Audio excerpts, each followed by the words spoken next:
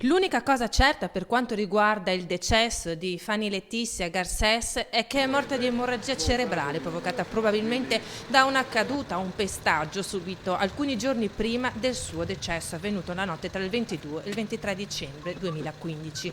Sulle circostanze di chi l'abbia picchiata o come la donna si sia procurata le ferite al capo stanno indagando i carabinieri. Non ci sarebbero sospetti invece sul compagno della donna, un quarantenne che lavora a Padova e che l'avrebbe trovata priva di vita sul suo letto di casa.